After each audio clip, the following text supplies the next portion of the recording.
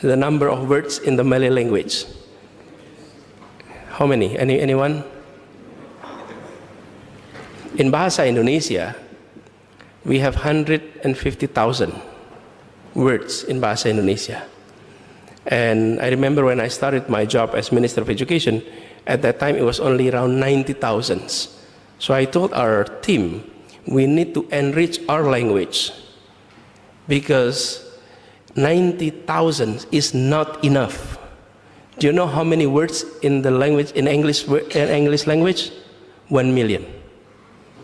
And so I would like to ask regarding the language of Malay. What is your opinion if this language became the official language of ASEAN beside English?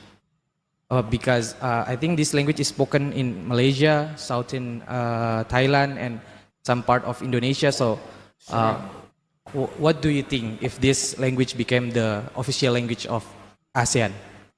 Thank you. Namanya apa? Azam Kasubah. Firstly, I'm really honored to attend to your session today. And interestingly, you did mention several times about gotong royong, or togetherness in the Southeast Asia, especially in Indonesia.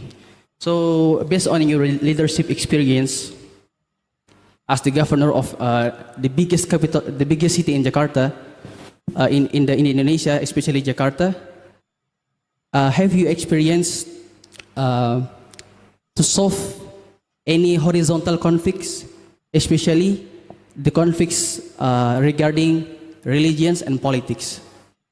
So what is your best suggestions and solutions to solve the ongoing conflict between Israel and Palestine right now? It's the first questions. I think, Dr. Tenis, are you going to be interested to answer the last question first before we go up? I'll do the last. Yeah, okay. So, help me to reiterate some of these questions. Yeah, with regard to using Bahasa as ASEAN language, we need to enrich our language to begin with. I don't know how many words in Malay today. How many words of Malay? The number of words in the Malay language. How many? Anyone?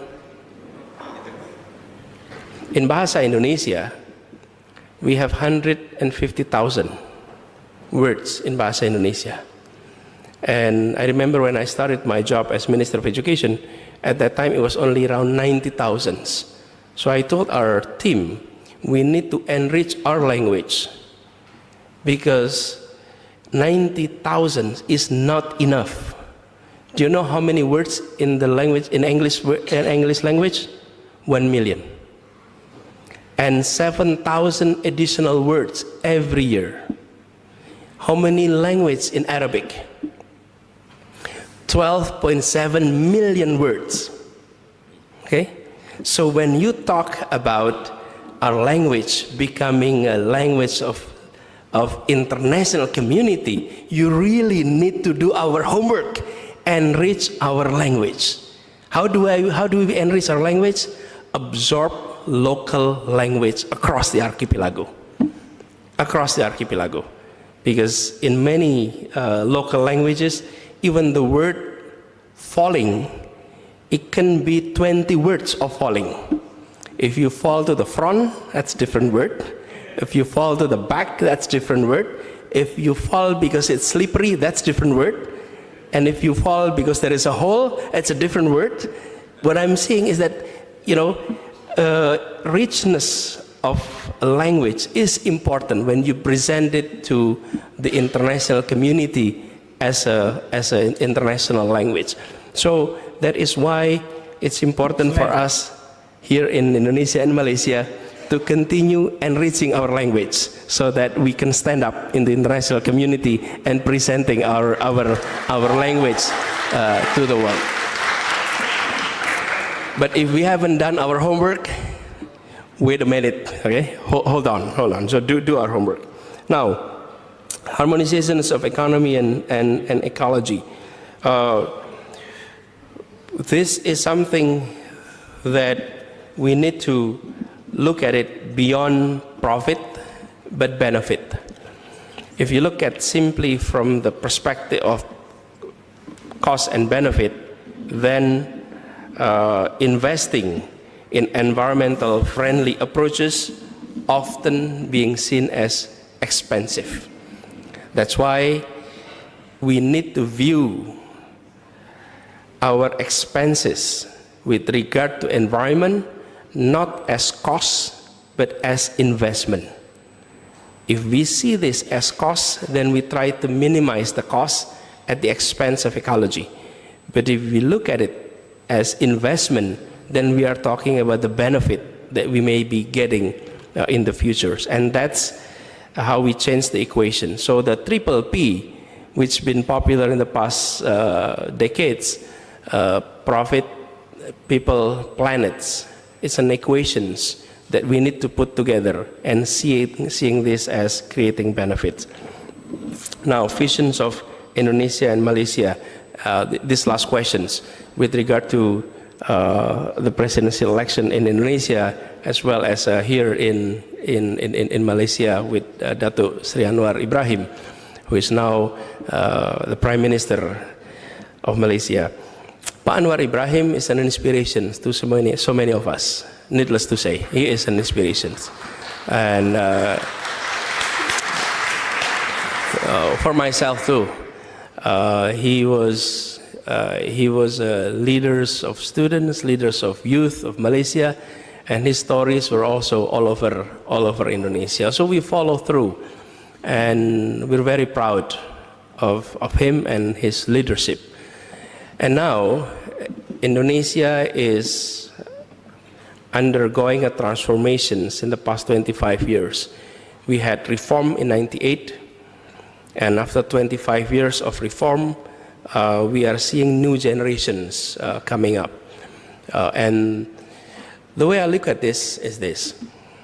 This is two nations that has populations of Muslims in large numbers and practice democracy, and generally speaking, practice tolerance. And yet, this is also a region in which prosperity, a presence. And I cannot think of other word except continuing the path of creating justice to all, so that this transformation continue. When we talk about Indonesia, for example, I think Malaysia the same thing. We and the rest of the world, modern world, we are seeing that the gap between modern industrialized nations with us is narrowing. The gap is narrowing.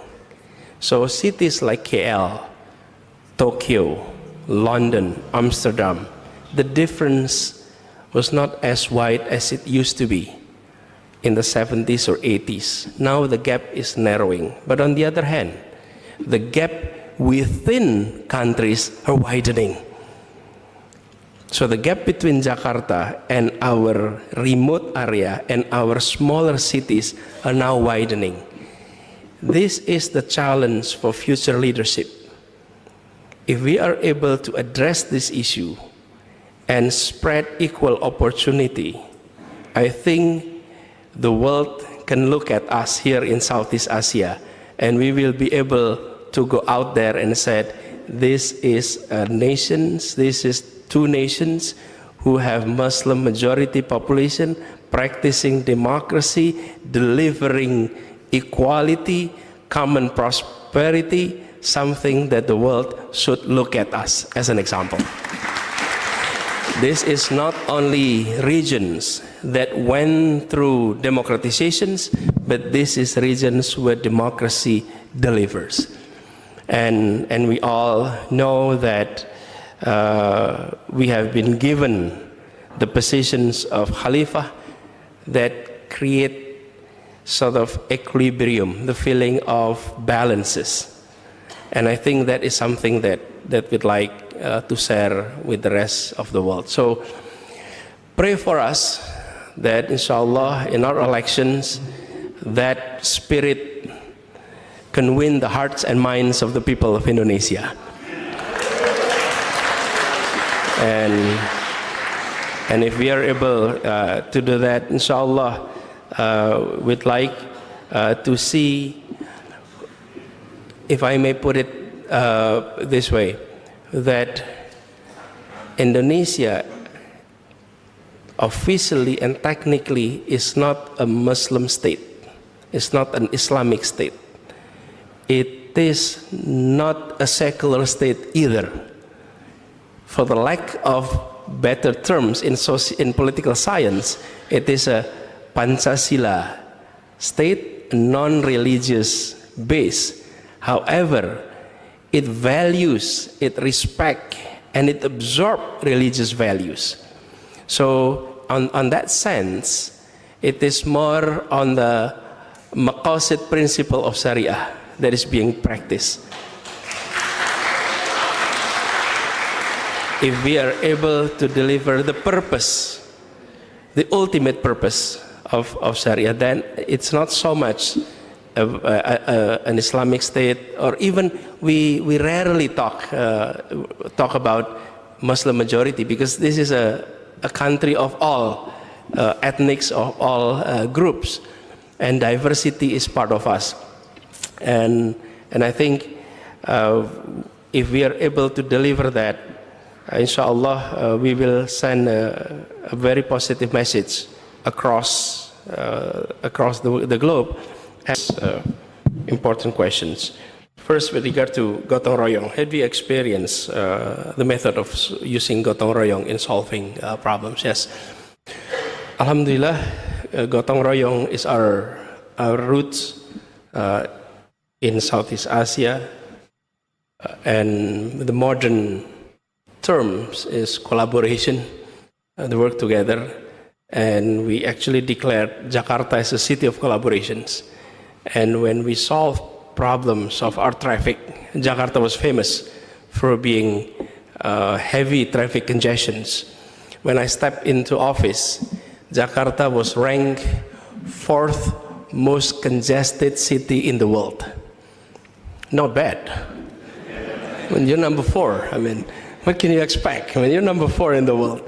So you step into that office, and so our idea was to transform our citizens from taking private vehicles into public transport. But we have more than 25 operators of public transport across the city. So I invited them for a meeting, all these operators, and I share with them, the idea of gotong royong. Let's solve this problem together. We will shift the way we manage public transport. In the past, the public were using public transport, then they have transaction. So you pay to the microbuses, and the microbuses will give you services. And we told them we're going to change this. The public is paying to us. You can take public transport for 3 hours at no additional cost, and you can move any public transport with single tickets. And then we pay these operators based on kilometers. So they don't have to rely on how many passengers in their microbuses, because we will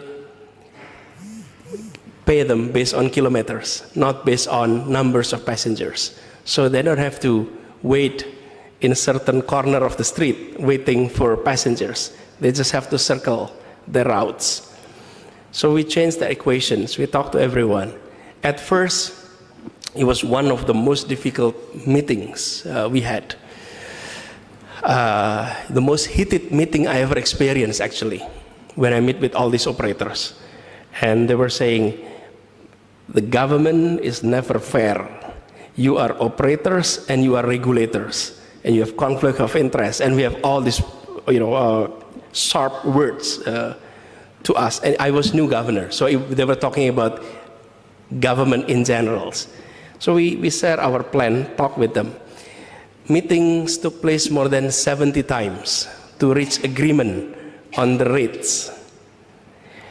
It is a long process, it is a collaborative process, but at the end, we reach agreement, we move forward, and then we are able to double coverage of public transport in Jakarta from 42% of area of Jakarta into 87% in 4 years. And we tripled ridership from 350,000 passengers per day into 1 million passengers per day. Why? Because all these operators were integrated into a gotong royong system together. So Jakarta ranked number 4 most congested city. The following year, we dropped to number 7. The following year, we dropped to number 10. Okay? But we're still on the top 10. You know, you want to be on the top 10, but not on traffic congestions. You want to be in the top 10 for something else.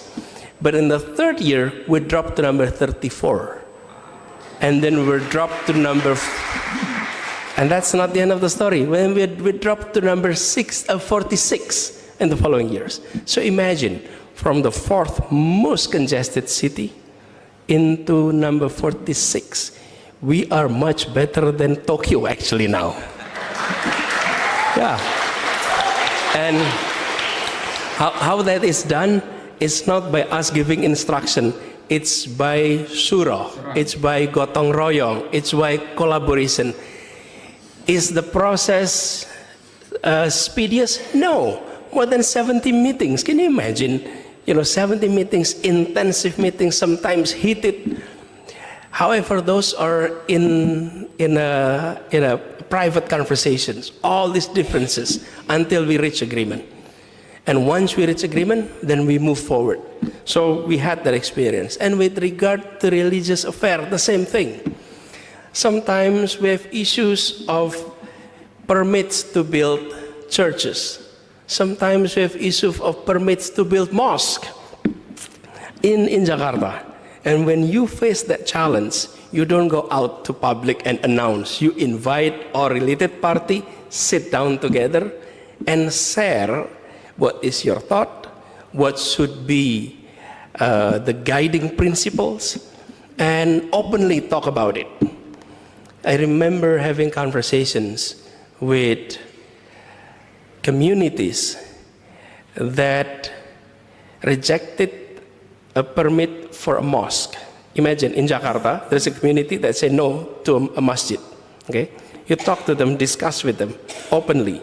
But on the other hand, I'm also meeting the Muslim neighborhood who said no to permits for church.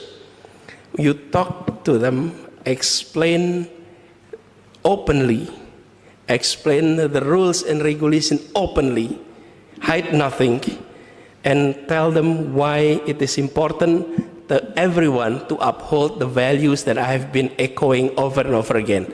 The principle of equality, the principle of justice.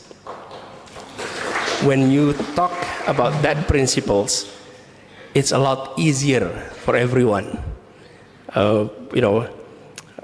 I ask these simple questions. Do you ever read on your WhatsApp group or your Facebook stories about our fellow Muslims in UK, in Germany, feeling grateful that they finally have masjid for them to pray?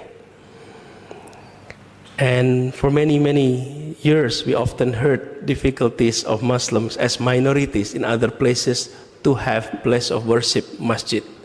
Imagine in Jakarta, there is that story spreading on the other side of the world that the Catholics or the Christian unable to build churches here in their land. We are happy when the Muslims get the masjid in Europe. We should be grateful to allow our fellow Christians and Catholic to have churches in this land as a spirit of justice and tolerance. But again, surah, the spirit of gotong royong. So we had that experience. Now,